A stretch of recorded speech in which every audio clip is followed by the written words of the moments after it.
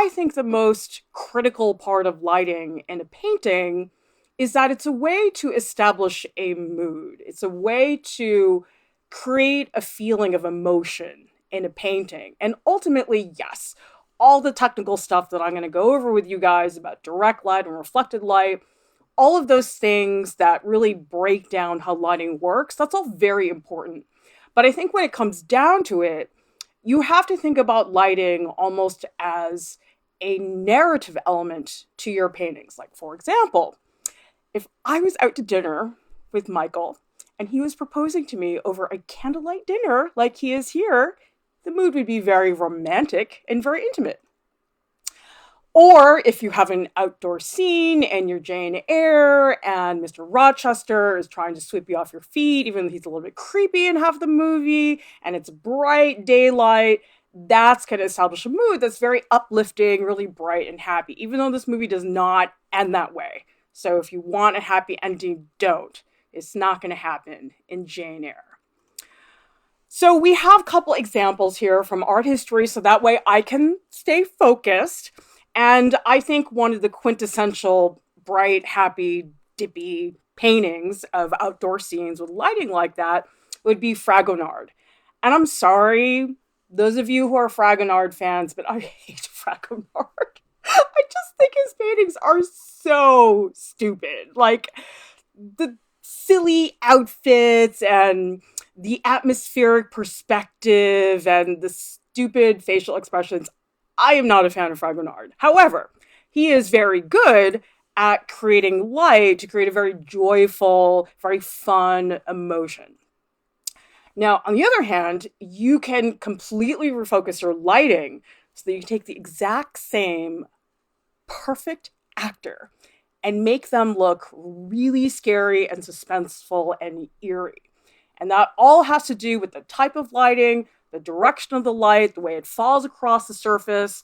And I also do not recommend you watch this movie. This movie is called The Snowman. And I think I'd be freaked out too if I'm tracking a serial killer and he leaves a snowman behind. Don't ask why. These are the things that you do when you run out of good Michael Fassbender movies to watch. You just have to go through and watch his entire filmography and just be bored to death, but you do it anyway because you can't help yourself. You know, there's only so many times you can watch X-Men. So anyway, very chilling, very suspenseful lighting situation. Now, this relates a lot to Caravaggio, who, in my opinion, really is one of the masters of lighting. I would say Caravaggio and Vermeer. They're probably the two that really are on top of the world in terms of how to use light.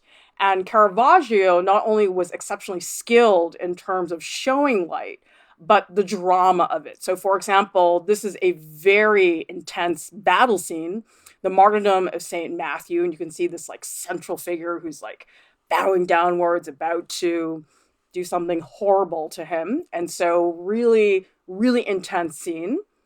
Oh, Ayodeshi's in the chat box saying, yes, shout out to Caravaggio. Oh, Caravaggio. Oh my God. If you guys go anywhere near Italy, go see a Caravaggio painting. You got to see at least one because they are so different in real life. I really was shocked when I saw them in real life as opposed to my textbook because a lot of the backgrounds in Caravaggio's paintings, they're what's called chiaroscuro lighting, which is like super dramatic figures coming out of the darkness. But the thing is, in the textbooks, those backgrounds look really flat. And I just assumed they were like flat black. But if you go and you see these paintings in person, they're not flat black. They have an incredible amount of depth and detail that you just don't see in the textbooks. So make sure you guys go and see a Caravaggio painting. Or if you're very angry and feeling tragic, you can create lighting like this and make a very scowly face because your wife and your kid just got killed by a single arrow that went through the two of them at the same time, and you've been working in a metal factory, even though you control metal, and you've decided that you can just repress that for a few. I do not follow this movie at all. But anyway, doesn't he look really scowly and really angry? And a lot of that is the lighting situation, plus the face. That kind of does it as well. But this, again, not a good movie, X-Men Apocalypse. I feel terrible. He actually has been in some good movies, but not lately, actually. Okay. Or if you guys want to get really romantic, all you need is a couple candles, okay? Candles are totally the way to go. It sets the stage for a time period. It's that very warm, like intimate glow. Usually the glow is coming from below. And it's very, very dramatic lighting. And actually, the king of candle lighting would be George de la Tour. Isn't this amazing? I mean, I think it's so funny that this painting was done in 1640. And yet here we have Michael Fassbender, like basically embodying a George de la Tour painting. Isn't that incredible that you would have so many hundreds of years together, and yet people are really, in some ways, still creating similar types of images? It's really astounding. Anyway, if you go back to de la Tour, one of my favorite parts of this painting actually is the way the candlelight is behind the hand of the child. You guys see that like glow of the fingers behind there? And then it's just so beautiful the way that he gets the light just to like touch the bare surface of the figure. Because I think if you guys are going to use lighting in painting or drawing, I think that a goal you should set for yourself is that however you end up doing the drawing or the painting, somebody should, in theory, be able to look at your painting and understand where the light is coming from. And you can definitely see this, not just in the child on the left, but if you look at the adult on the right-hand side, you can see that most of her neck is very much illuminated, and really it's only the bottom portion of her face, which then quickly tells you that the lighting is below the figure. So we're going to talk a lot about positioning your light to create different types of narrative effects. But let's get back to Fassbender. The other reason why, sorry, I'm going to stay focused. Oh, art history. Okay. The other reason you want to think about lighting in your paintings and your drawings is because lighting is really what makes it possible to really see form. In fact, whenever I'm drawing a portrait from life, I really refuse to work on it if there's not a pretty vivid lighting situation. I'm not talking about like a quick gesture drawing. Like if I'm just doing a fast sketch of a person, I don't really care. But if I am going to work on a portrait painting and I know I'm going to do it for like 12 hours, I am absolutely going to spend the time to set up the light, get the right positioning, get the right point of view, because you really want to let that form really emerge well. Because, like, look at this picture, okay? This is, again, from Jane Eyre. And I'm sorry to pull so much from this movie, because this really was a bad movie. Because, you know what? Mr. Rochester, he's just a jerk. He's not nice in this movie. And Jane Eyre is just, well, I don't know. She was really annoying in this movie. Maybe the book is good. I'm sure the book is good. But the movie was not. But the thing is, he has such, like, beautiful hair in this movie. And this still just makes me sad. Because I'm like, what's the point of having such like luscious, beautiful hair if there's no lighting to accentuate it? It's like, it's got no sense of form whatsoever. It's like, think about the beautiful highlights and the shadows you could get.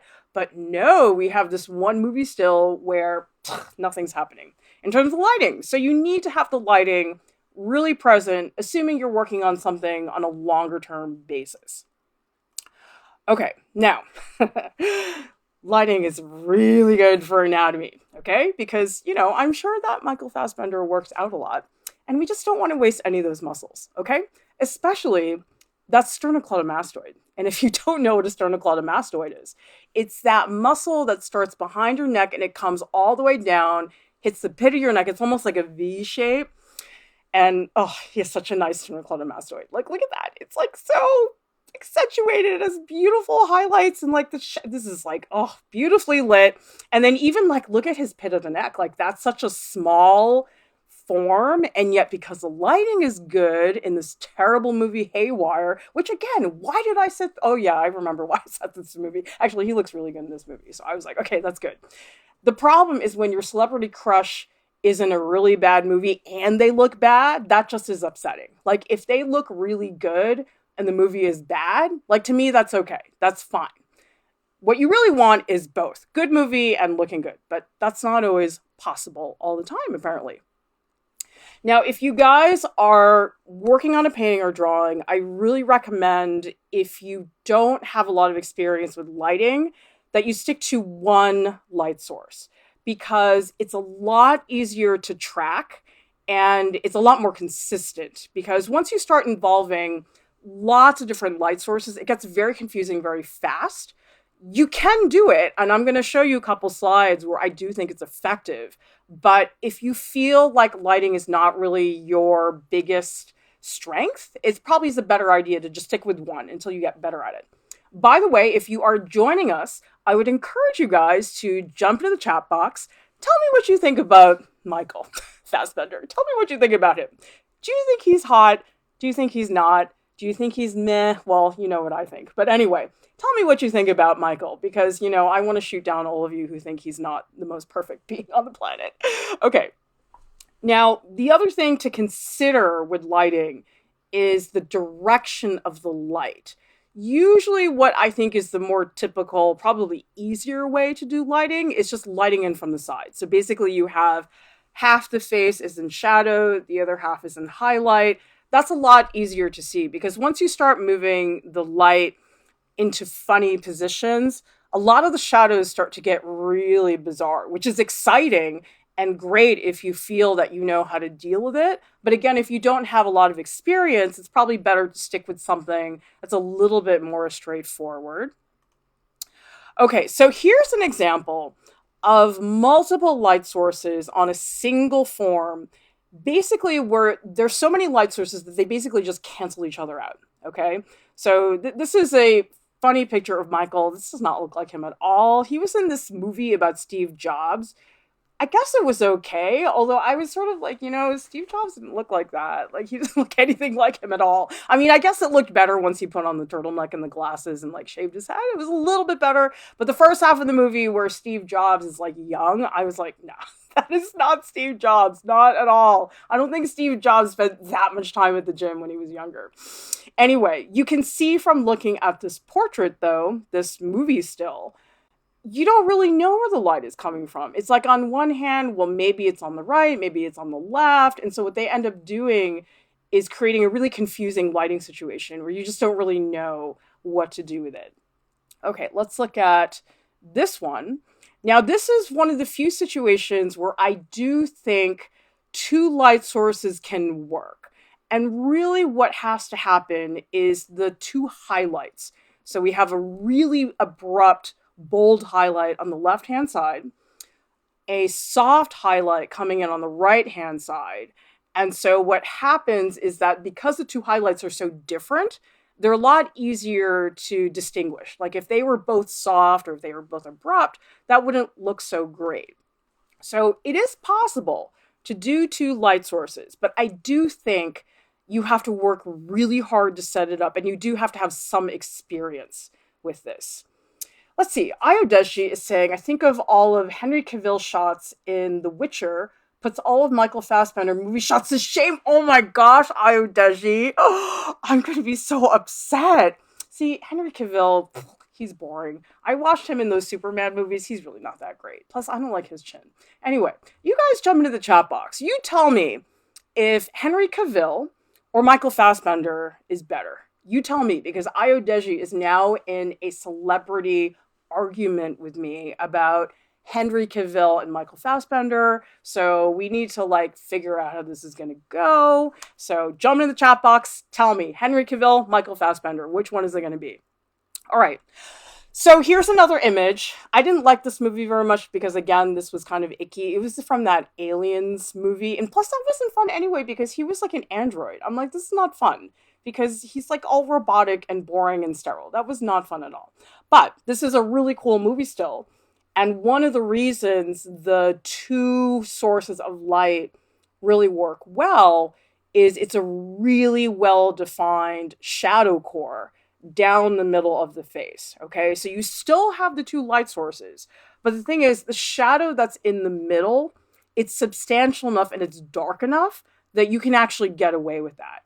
All right.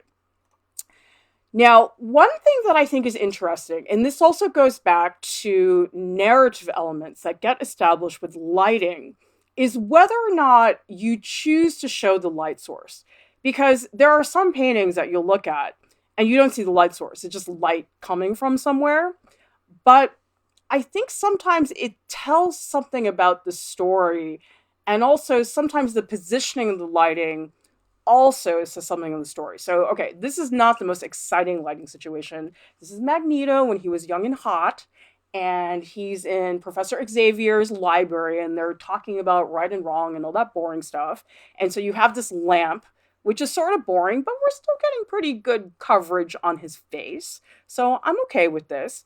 But you ask yourself, okay, where's the light coming from? Is it coming from a lamp? Is it coming from a window?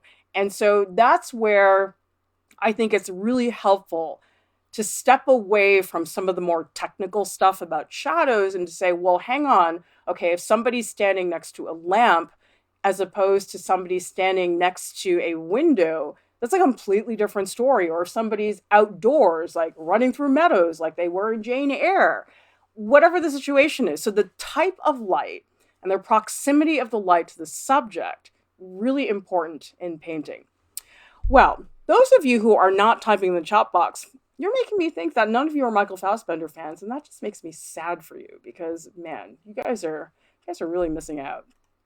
Okay, so for example, oh, this was another horrible movie. Not because it was a bad movie, but because it was so like hard to watch. It was about this hunger strike that was in Ireland. So the title of this movie is Hunger, and this is like, oh, this is so gross. He had to lose like 60 pounds for this role. It's like really upsetting. So, I mean, it's like I would not watch this movie unless you were like prepared to watch something really disturbing and serious. It's a good movie. It's just like, it's not a good movie to watch if you're not ready for something so dark. So, anyway, but it's a good film. I mean, I would definitely take a look. And so, one thing that's interesting about this is that in the other image, it was just like a dinky little lamp in Xavier's office. But here we have this light that's like streaming outside of this window. You see this beautiful lighting situation. Oh, just look at that arm. That arm is really great. And you know something? I was looking at this, I was like, okay, this is straight out of Caravaggio. Like somebody totally stole this from Calling of St. Matthew. Come on, look at this. This is like the exact same composition. And the thing is, it's sort of a similar thing that the light coming in tells a story, because if you guys look on the far right hand side on the center, you can actually see the head of Christ, and he's like pointing his hand forward. And so in some ways, the lighting definitely defines the space for one thing, but on a more narrative level, the lighting is definitely really showing the direction of Christ, because Christ is pointing this way and the light is pushing that way as well. And that illuminates St. Matthew, who's the person being called. So I think the thing to know about lighting is that it's not just a visual element. It is definitely something that I think is totally intertwined with the story, the concept of the piece. I don't think you can just use it as just a visual effect. I think it really impacts all the other parts of the paintings.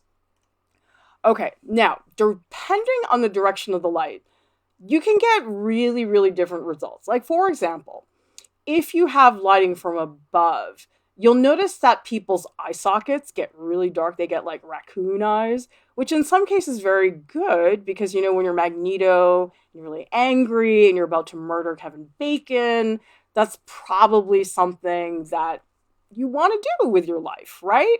And so you have lighting from above, you have like really deep, dark eye sockets. And then that really places a different emphasis on the face compared to, say, for example, if you have lighting from below, really different situation as well. It's sort of like, you know, when you go camping and people are like telling a ghost story and somebody has like a flashlight and they like stick it under their chin and they start talking. It's like meant to look really, really creepy. And so that's usually when people use lighting from below, when they're trying to create a feeling that's a little bit more eerie. Ardeshi is saying, I printed a picture of that Caravaggio painting and kept it on the outside of my school binder because I fell in love with the dichotomy between the light and shadows. Oh my gosh, I don't think I've ever heard of somebody putting it on their school binder. Wow, I think that's wonderful. That is the coolest thing I've ever heard of.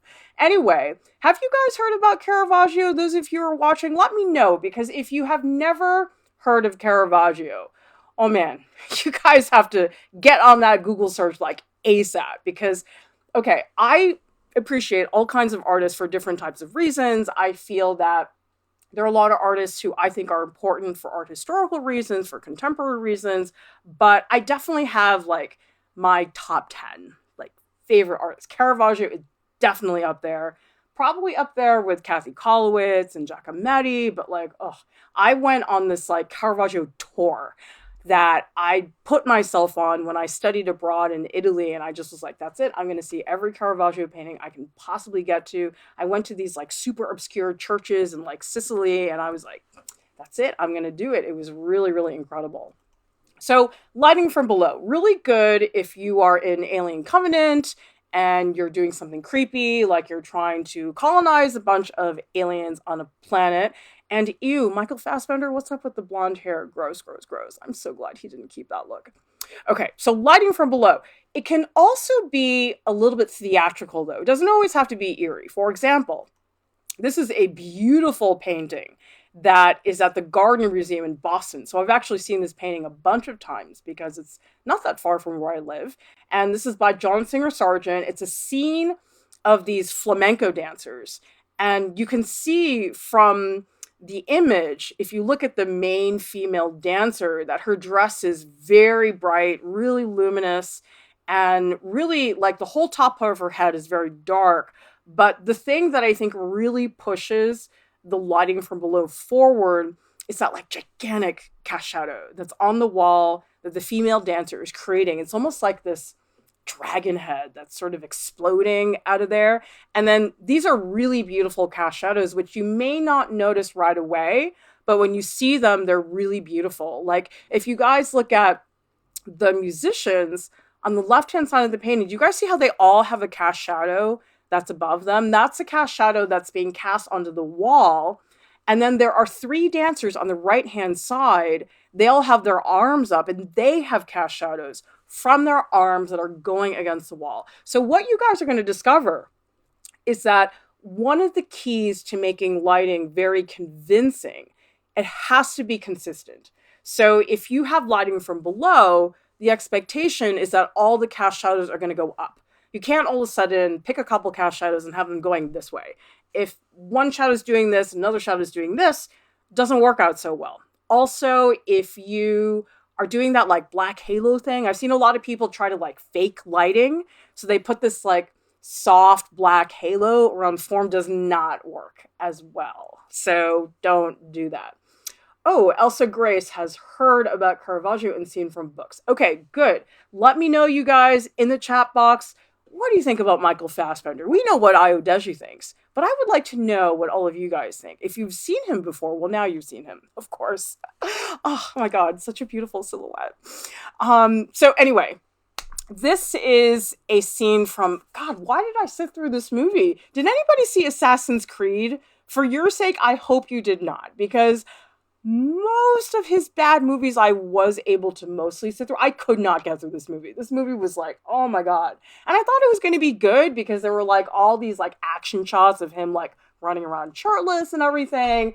But then I was like, this is boring. Half the time he's like in this hood and I can't even see his face. So this isn't really one of my favorite movies. But anyway, a really cool thing about this movie scene is that a lot of people, I think, make the expectation that when you have a lighting situation, that light has to be on the face.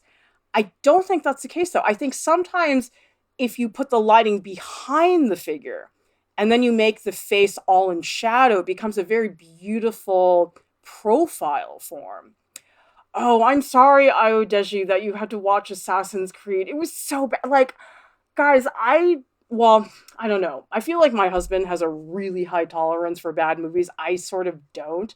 But I was like, Michael Fassbender's in it. I'm going to watch this. Totally. I fell asleep. Like, so I was like, I can't do this. I cannot. This is like, oh my God. I'm just going to go watch X-Men again. This is fine. I know where I could get my fix. So anyway, this is a really cool trick because I think a lot of times people don't think to do this because they make the assumption, oh, well, if it's a portrait, then the face has to be illuminated. It doesn't have to be. You can really change a lot of things. And plus, see, you can see his scapula. They're being illuminated from the left-hand side. So if we've got scapula, shoulder blades, that is, well, I do need the face, but anyway. Okay. So this really is a trick with lighting that Vermeer used to use like all the time. Vermeer was so into this like backlit situation. And you'll notice if you look at Vermeer paintings that he always has the exact same window on the left-hand side.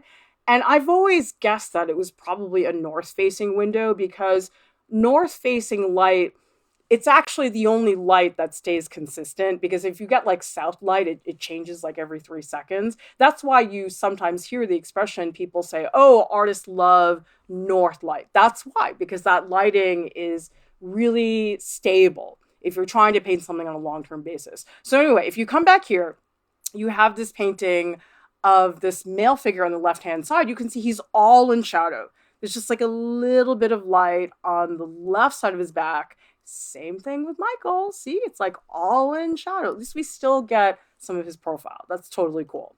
Okay, so moving on, we're going to talk about different types of light because if you want to break it down in simpler terms, you could say, okay, there's artificial light, which is any type of light, which is man-made, or you can have natural light. But the thing is, between those two categories, there's many different versions of artificial light.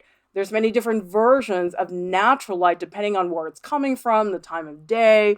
And so this is a scene in that movie Shame. I don't know if anybody has seen it. Let me know in the chat box if you've seen any of these movies. So this movie is sort of like Hunger in that it's sort of painful to watch. I didn't think it was my favorite movie. I mean, I appreciated it and everything, but oh, he looks so good in this movie though. So I was like, it's fine. I can sit through this. It's totally fine. But anyway, the thing about this scene is that he's sitting on a subway car. And in a subway car, usually you have fluorescent lights. And that's usually the case in a lot of public places or, for example, in a lot of classrooms, they have fluorescent light. And so the thing about fluorescent light, I'm guessing, the advantage is that it really just floods the space with light. And so it's able to really cover a lot of acreage. But I think what happens, though, because it is like that, it does have a tendency to look very sterile and really flat. It's a very cold light as well. So usually it's a little bit bluish. So like if you look at this photo, like his face does not look good. I mean, it looks good, but his cheekbones are just not very pronounced. So anyway, fluorescent light, not where you want to go if you want to accentuate forms on the face.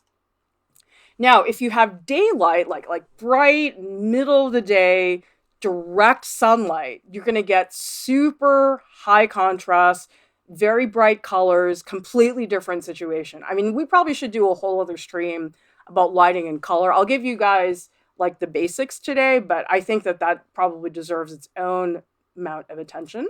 And now here's another artist, Sir Lawrence Alma-Tadema. He was actually one of the pre-Raphaelite artists. And you can see this is, again, that same like noon, middle of the day, bright, searing, direct light.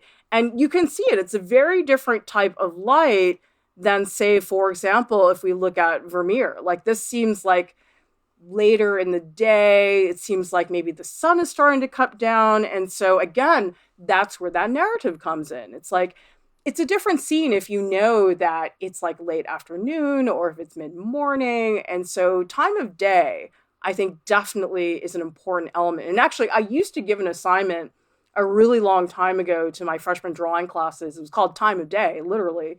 And the students had to create a piece where we had to like guess the time of day based on the visual quality of the light. And it's really interesting some of the things that people would do to try to show that more clearly. Okay, now the cloudy day is probably the easier way to use daylight because what happens on the cloudy day is that the softness of the light, it gets very diffuse and you lose all those harsh shadows. Because I think the thing that's really hard about a lot of shadows is that when the shadows get too dark and contrasty, they really flatten the form. So if you look at this, like, see how his face is almost like cut in half? It's like, it looks like there's only like two tones. It's like one tone here, one tone here. But the thing is, if you come back, whoops, wrong slide, you come back to here, you don't get that like harshness of dividing the shadow and the highlight. And the contrast is very low. This is probably lower than you'd want it to be, actually. But I think that it's probably okay when you're trying to get that like really soft, diffused look. This movie was painful too. God, Michael Fassbender, you were in so many terrible movies. Oh, and this movie was worse. This was a movie called Light Between the Oceans, and it was terrible because his stupid wife is in it, and I just don't need to watch her at all, ever. That's why she's cropped on the photo, by the way. I spent a long time on this slide lecture. Okay. Now, you can also get indoor light, which is like a spotlight. So basically, something that's very theatrical, like think Broadway musical, like opera spotlight, which Steve Jobs was a really big fan of because he was always doing those like Mac presentations. And you can see, again, it's like really harsh, hyper dramatic lighting. And so that tends to be more what indoor light is when it's that focused.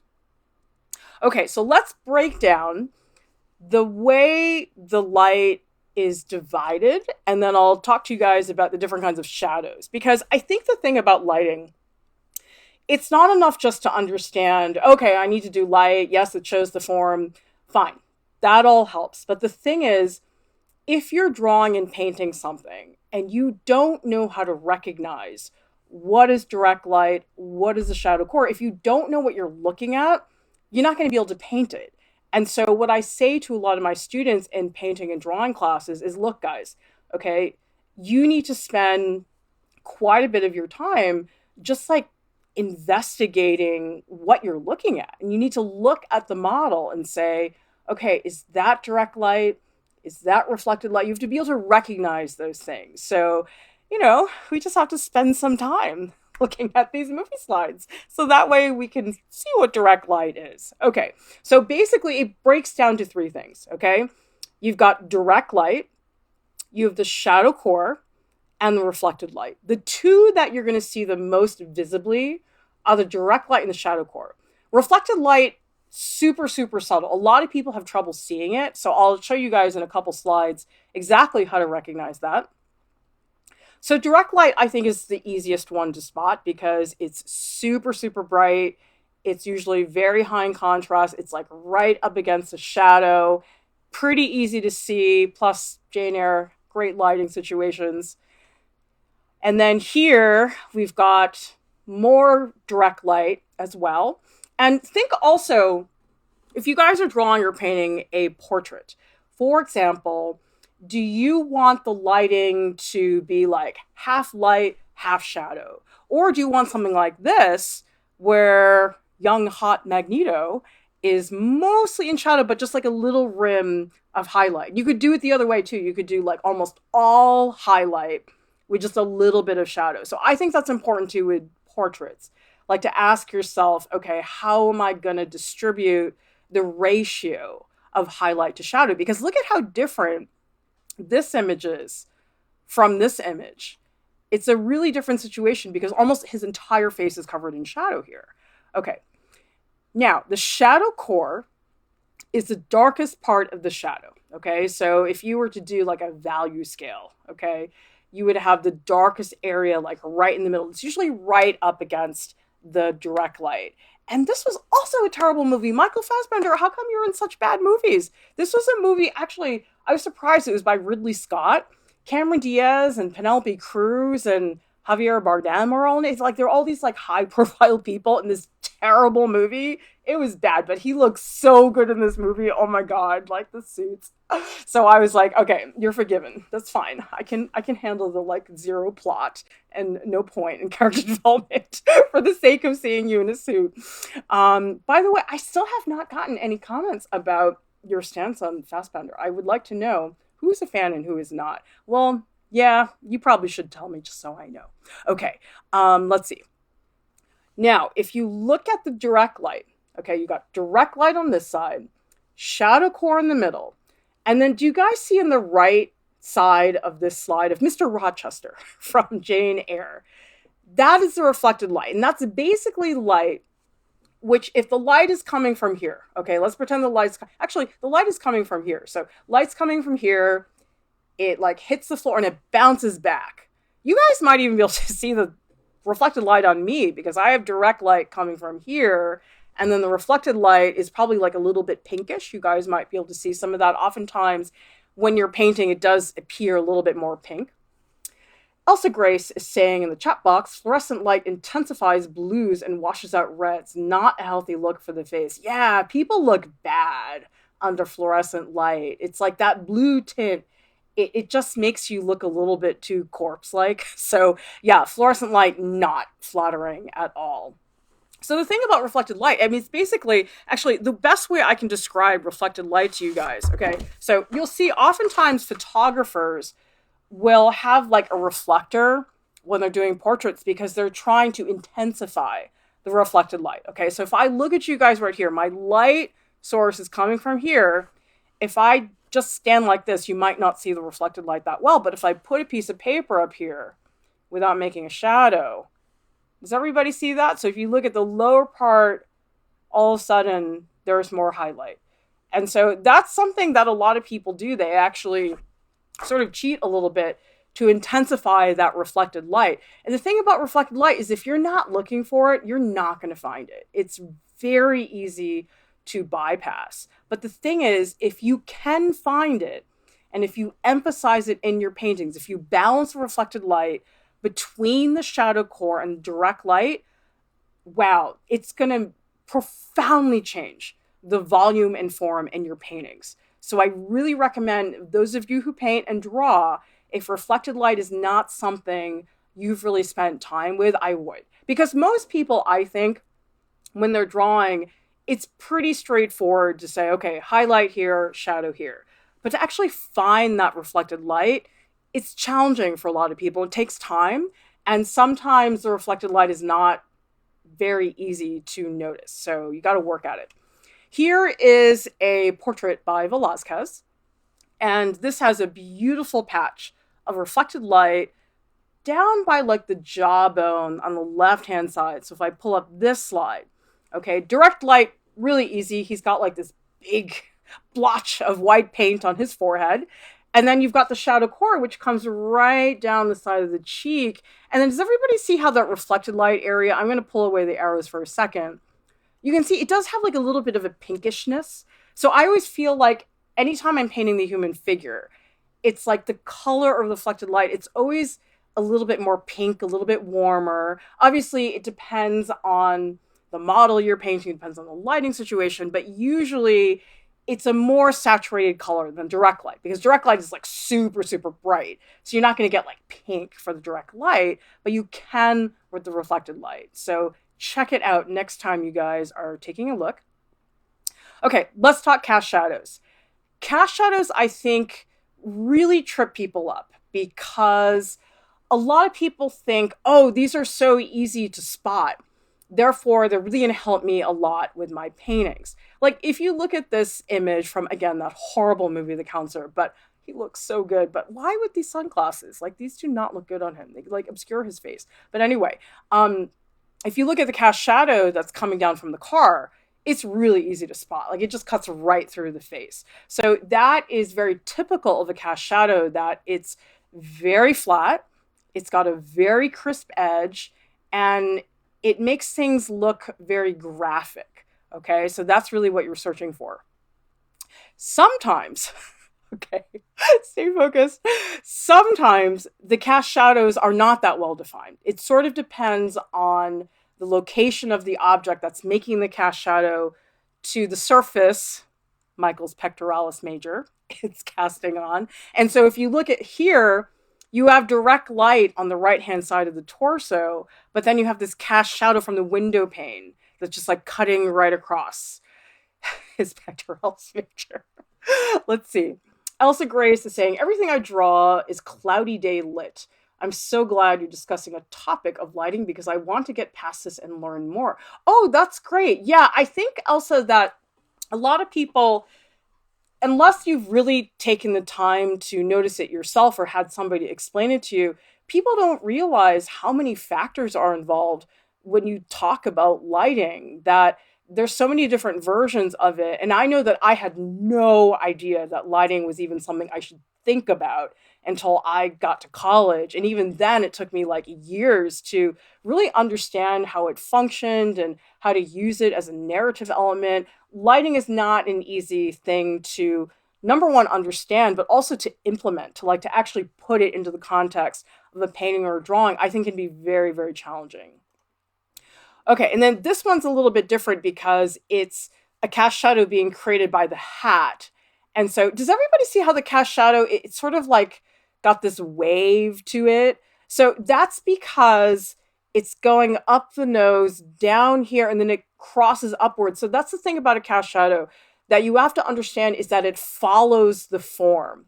It's sort of like if you have a blanket on a bed and you've got cast shadows on the blanket, the cast shadows are going to follow the form of the blanket. So it's the same thing here, that this cast shadow from the hat is following the form on Michael's cheekbones. Okay. Now, cast shadows, really relevant in painting. And actually, I think the person that really is excellent to look at for cast shadows, because he is so simple about it, would be Edward Hopper. So Edward Hopper was an American painter, and he did lots and lots of paintings of lonely people in cities, because I guess during that time period, that's when all these people were like moving from the country into the city, and it created a lot of isolation. A lot of people really felt like they didn't have a lot of connection to each other. So this is a very typical Edward Hopper scene. And if you take a look at this, you can see that there are cast shadows all over this, because there's a cast shadow at the top that the window is making onto the wall, but then the figure is creating a cast shadow that's falling across the bed. And so here's something you guys can do. Here's a homework assignment, okay?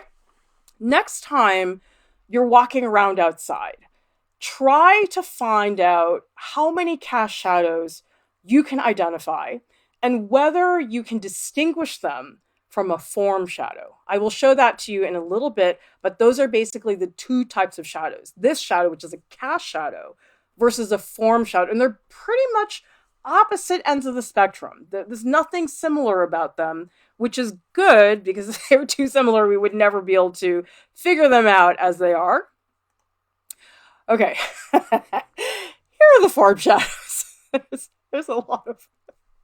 Okay, so this is the thing. When I was putting together this slideshow, it took me a while because, why did I need to rush through that?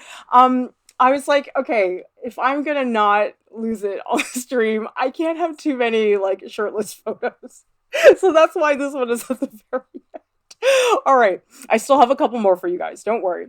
But if you look at the form shadows, very soft edges, totally different than the cast shadows. Because if we come back and we look at that cast shadow is just cutting right across the face. Like, this is like so like soft and round, muscular, and all those good things. And so that's what you're looking for. The form shadows, which are soft and low contrast, versus the cast shadows, which just cut across the form. So that's why there's only 2 shirtless photos in here. Anyway, by the way, if you would like to watch me demonstrate how to light a figure, I do go over all of that in the self-portrait drawing tutorial. So I talk about how to balance highlights and shadows, how to actually position your lamp in a way that makes it possible for you to draw from life. So if you guys want logistics on that, I do spend quite a bit of time in this tutorial just teaching people how to set up, because it occurred to me, I think it was a couple years ago, I started this like chiaroscuro self-portrait lighting assignment for one of my summer classes, and the students just had no idea how to set up. Like, they could not figure out, okay, how do I angle my easel? Where do I put the light? Where does the mirror go? And so I'm glad I have this tutorial now, because I didn't think it was that difficult, but then I realized that I was making all kinds of assumptions about students that was not fair. And so I realized that I really had to have something that was more straightforward that people could follow. And so that's one of the reasons I have this on the website. Okay, we've got a couple more. Okay, you guys ready for your review? This is your quiz, okay? We have direct light, followed by shadow core, followed by reflected light. We have two different kinds of shadows. We have a form shadow, which let's just revisit that photo one more time. We have our form shadows here, but we also have cast shadows, okay? So that's what we've got so far. Now, another thing that I just want to brush upon, again, I think I will have to do a stream on this because it's just too much content. But in artificial lighting situations, artificial light usually has like a warmth to it. It's usually sort of yellowish. The exception would be what Elsa Gray said earlier about fluorescent light, which does have a very cold, very bluish tint to it. But your average, like, incandescent light that's in a lamp or something like that usually has warm, yellowish highlights, and the shadows will be very cool. They'll be like purpley, bluish types of tones.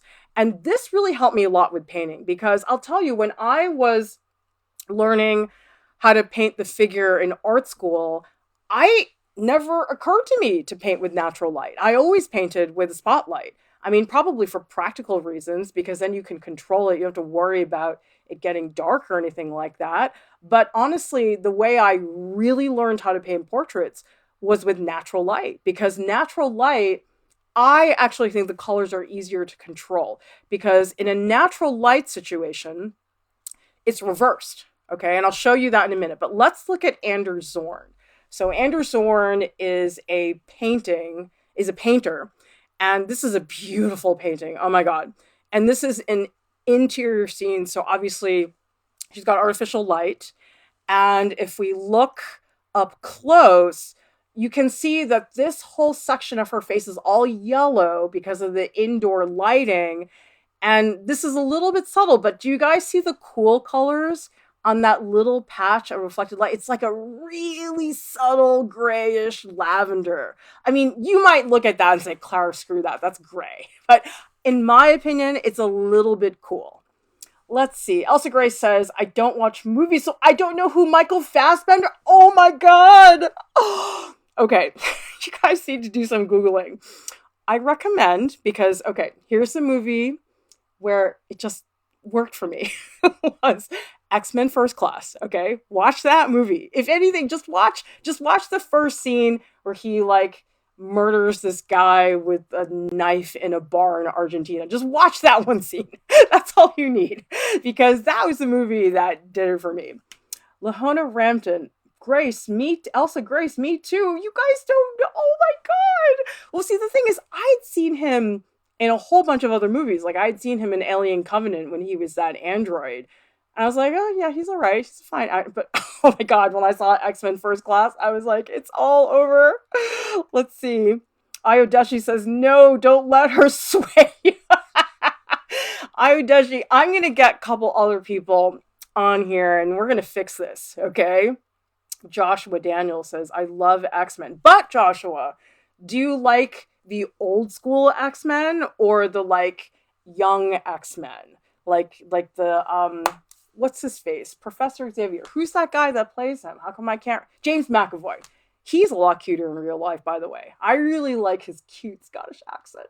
Although Michael Fassbender has an Irish accent. Oh my god. Let's see.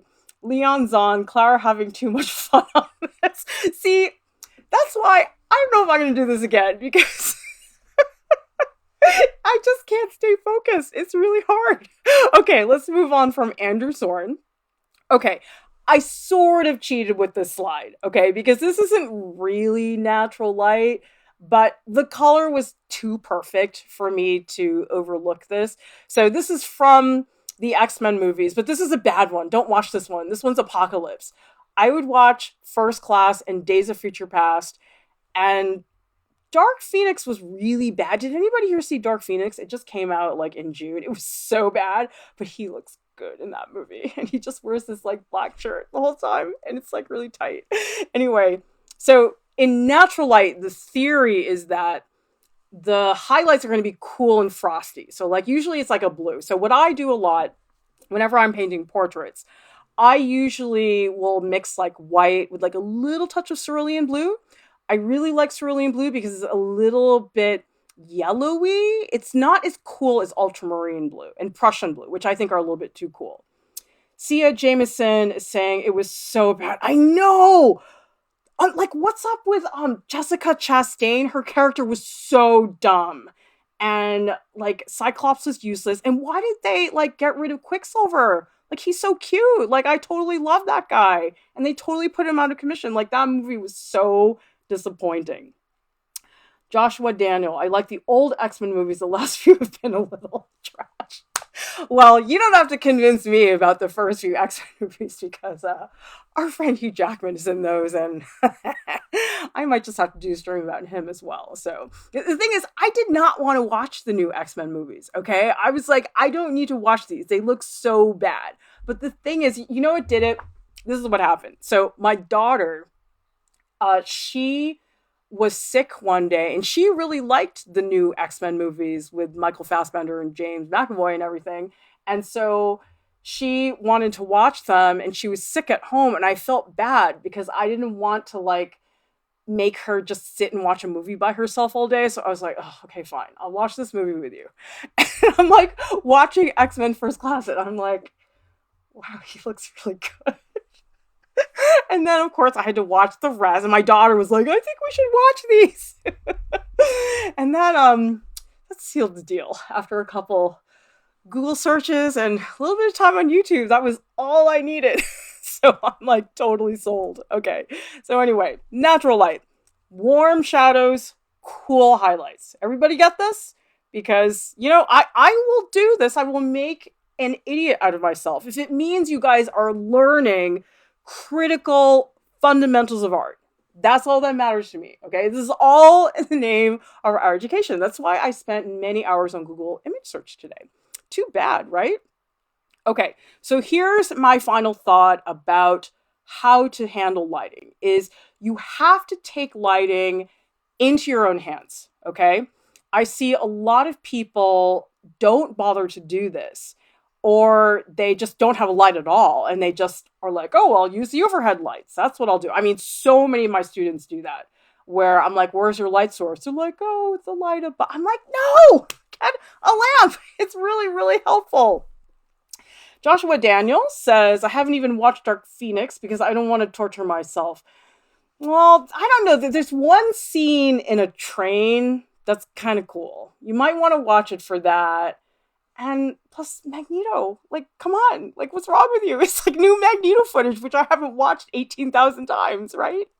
So anyway, yeah, if you're not into him, it's probably not that great because all the other characters are really annoying. Like, they really like farmed it. They really phoned it in for that movie. Like, they were not even trying. Like, Jennifer Lawrence, oh, she was the worst. Like, she just had like the worst lines. You totally could tell she was reading script. She was really, really bad.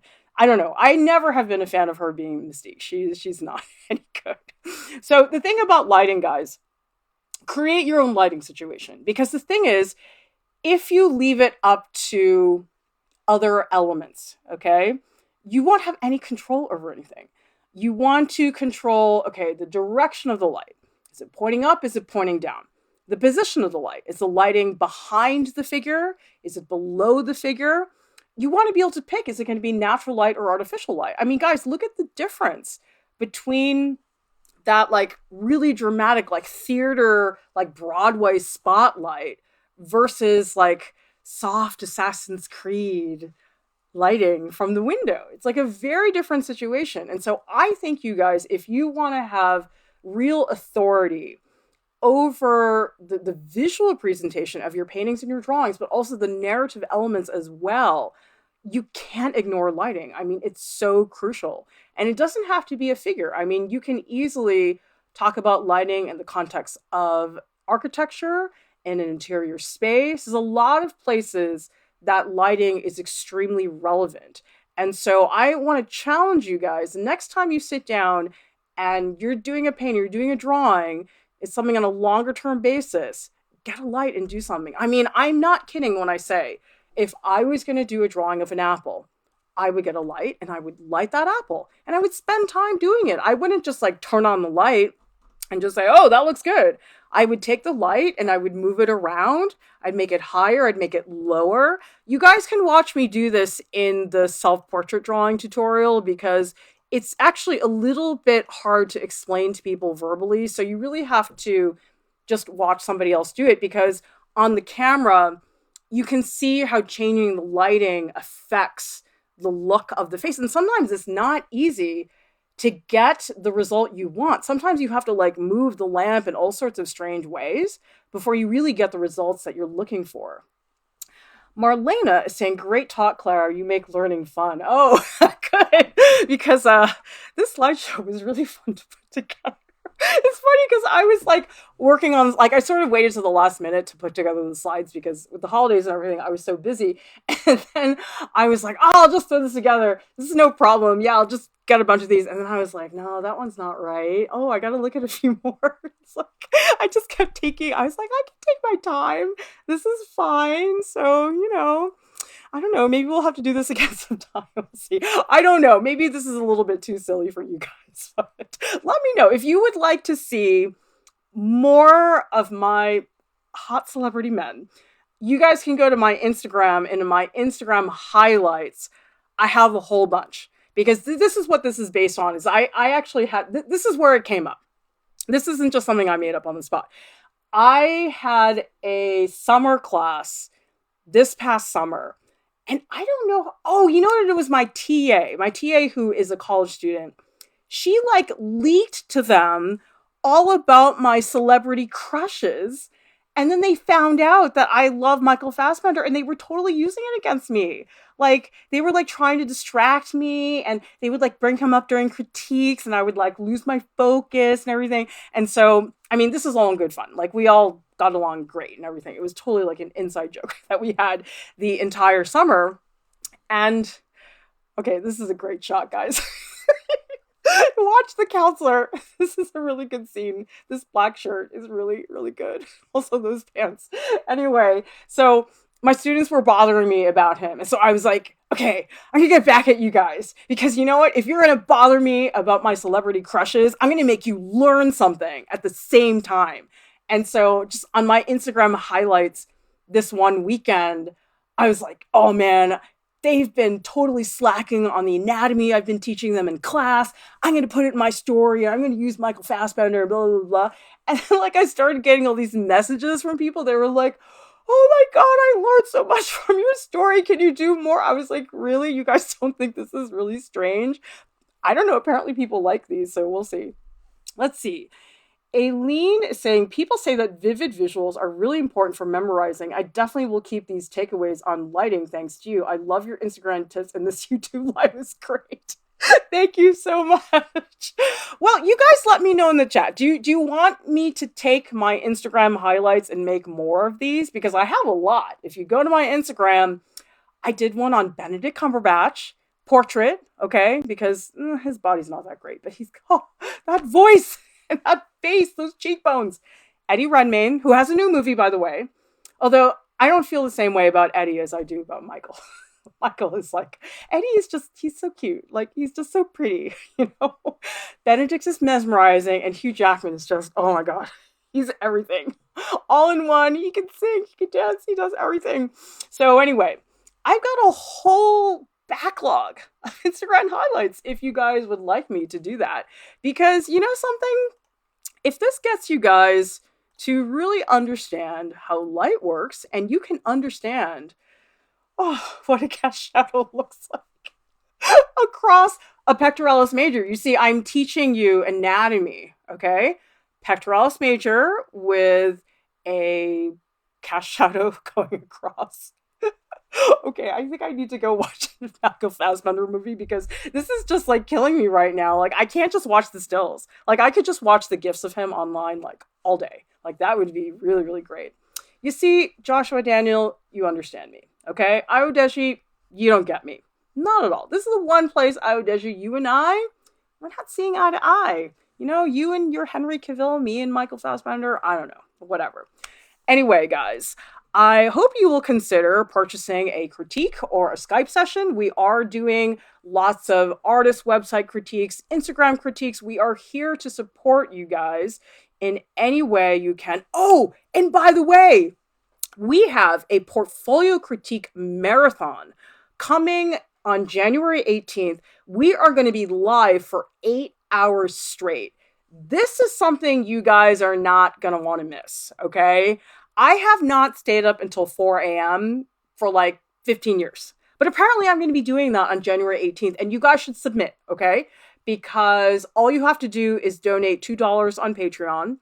And if you guys submit early, you're going to be at the top of the list, okay? If you wait until the last minute, it's less likely that you're going to actually get into it. But get into the portfolio critique marathon. If you guys want the link to that, go to artprof.org. It's on the front page. It's also on our Instagram in our profile link, okay?